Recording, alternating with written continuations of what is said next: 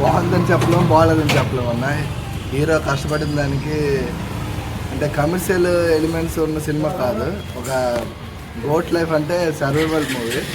Cinema first నుంచి last వరకు hero కథల మీద అంటే మనం డబ్బులు కట్టి వేరే దేశాలకు వెళ్ళి మనం అక్కడ బతకలేక ఉండలేక వచ్చి చాలా ఇబ్బందులు పడి అక్కడ ఎవరిని నమ్మలేక చాలా ఇబ్బందులు పడి హీరో ఎలా సర్వైవ్ అయ్యాడు, అక్కడ ఎడారులుండి ఎక్కడ మన ఊరికి ఎలా వచ్చాడు అనేది కథ.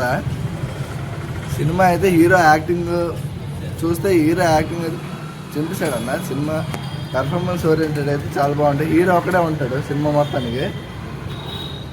సినిమాటోగ్రఫీ బాగుందన్న. సినిమాలో సెకండ్ హాఫ్ ఎడారి హీరో తప్ప ఇంకేటి ఉండదు. ఎంగేజింగ్ ఎలిమెంట్స్ అందుకేటి ఉండవు.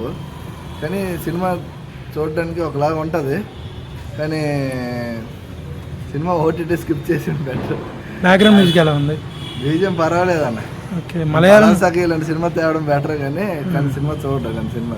ఓకే, అంటే మలయాళం నుంచి ఇది ఒక బ్లాక్ బస్టర్ అక్కడ అవే చెప్పాల్సిన పని లేదు. హీరోకి అయితే యాక్టింగ్ స్కోప్ ఉన్న మూవీ కాబట్టి అవార్డులు వచ్చే అవకాశం ఉంటుంది. దాని గురించి ఏదో ఉండదు. ఓకే, భయ్యా మూవీ ఎలా ఉంది? ఎక్సలెంట్. ఎలా చేశారు పృథ్వీరాజ్? భయ్యా మూవీ ఎలా ఉంది?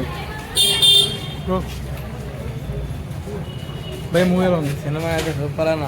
ఎలా చేశారు పృథ్వీరాజ్? మూవీ ఎలా ఉంది? భయ్యా మూవీ ఎలా ఉంది? ఏం బాలే